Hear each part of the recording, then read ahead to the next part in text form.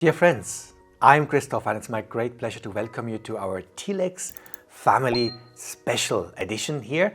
We are here for a good reason. Again and again, our trainers who deliver, as you know, programs for leaders, for employees in organizations are being asked, well, do you also have such seminars, such content on mindfulness for children? And the answer is yes. And you need the right experts. And we have one with us. Vanessa, I'm really happy that you're here with us. Thank you for the invitation. I'm really happy to be here. Yeah, so who is Vanessa? Let me introduce. She is, of course, a coach, a trainer with the TLEX Institute. She works since more than 5 years with us and she delivers program to our corporate clients. And she has a degree in social work, a master's degree in school and organizational development.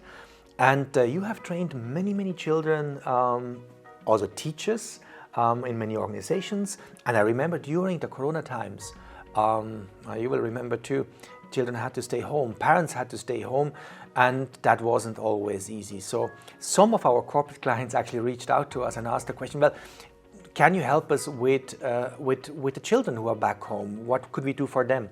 And you and other trainers at our institute, you have been doing these programs for our corporate clients, for the kids of them. Yes, I did. And it was really an incredible experience to support everyone at home and let them have fun together. Yeah. And you know, when I saw that, I really thought, my God, if only I could have learned these techniques earlier. So I learned about mindfulness when I was like 22 years old. And I can tell you, as a child, I was just constantly restless. I cannot tell you where it really came from.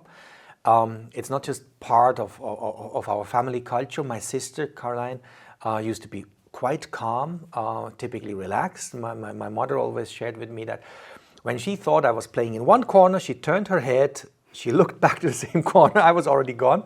I was constantly running and I found typically inner calm and peace through sports. Luckily, I learned to play soccer and that, of course, I enjoyed the game, but I also enjoyed that it brought me closer to myself, especially when I was a little more tired. So for me, it was a revelation at the age of 22 to learn that within myself, there is not per se restlessness, but there is a calm, there's a joy, there's a peace.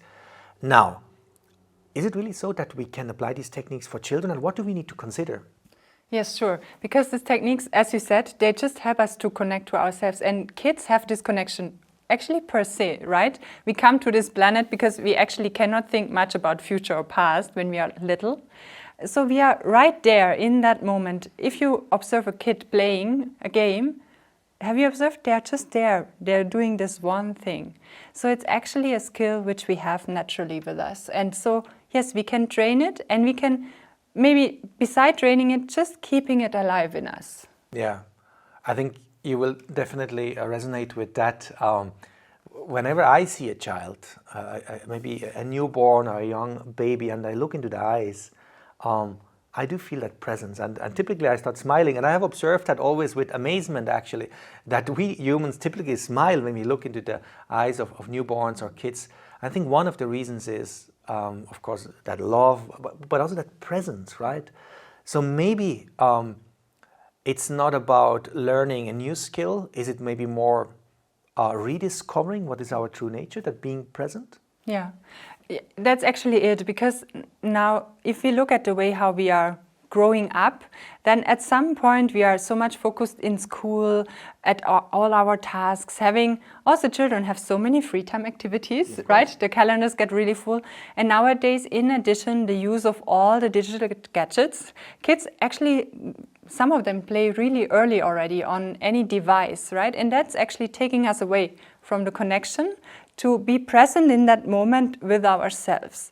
And therefore, it's really helpful to establish like routines or even small things in daily activities to keep that skill alive and to not lose it over time. Yeah, and obviously it makes sense if I think of it, right? As a newborn, all there is basically us, is me, right? We identify with our needs typically. Well, as a young baby, I used to cry when I was hungry. I didn't cry when my sister was hungry, right? I didn't even connect to her needs initially. And then we developed that ability to perceive. We realize there's others, there's a world. We explore it. Life becomes more complex.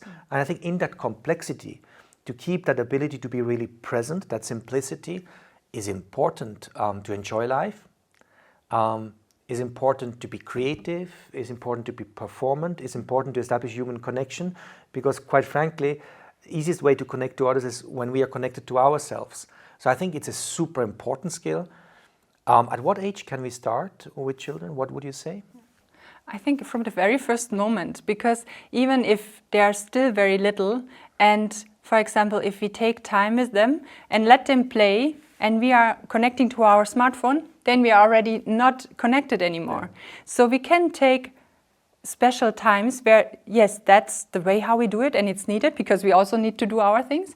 And then that we take times where we take time to be fully present, and then keep that all the time when they grow up. So actually, there's no minimum age to start, okay. But what we can do is like from a certain age onwards, let's say when they start to go to kindergarten, and from that age on, that we do it more explicit, right? That we take certain techniques like body physical movements, like you will see later, and also that you see what is actually your child doing which brings it to the present moment, right? And that's different for every child, and take moments to actually nurture that.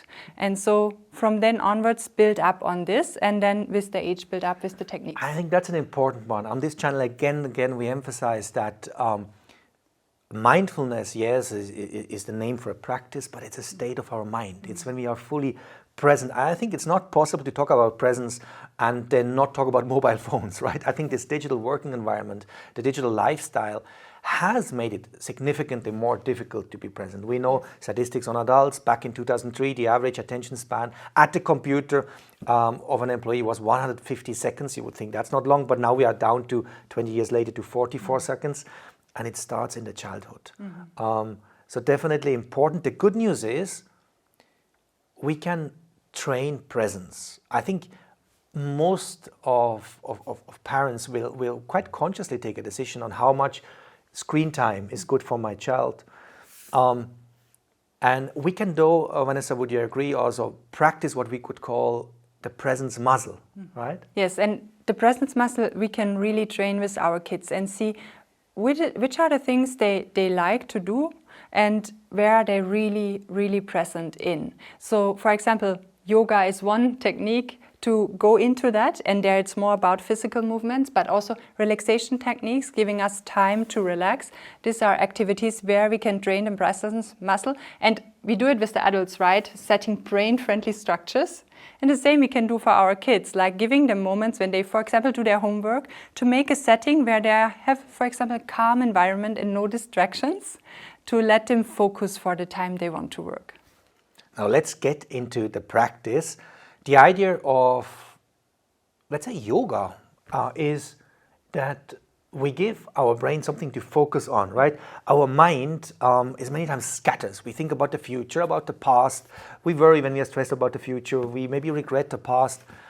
But the body and the breath is always in the present moment, right? And so by bringing the attention to that, the mind comes to the present moment. Yes. And that will be the same for the kids. Now, here in this particular piece of exercise which we're going to do with you, for what age group would that be? Yeah, that's for the age group from 7 to 12. And there it's really exactly what you say. In a really playful manner, we do exactly that. We have fun, we focus on physical exercises and bring our attention to our body and see how we feel. And then we do take time to relax, to calm down, to give ourselves also and the kids the experience. How does it actually feel if I give my time to relax? Well, that's great. If you're 6 years old as a child and you want to join, is that possible? Is it then maybe better that you bring that?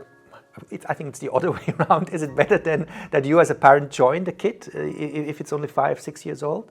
Yes, definitely. They can also join in that age, and it's always nice to join as a parent, no matter how old your kids are, because it's actually a fun activity. And exercises are not difficult at all, so you can join and have fun with them. Then let's do it. Well, great to have you.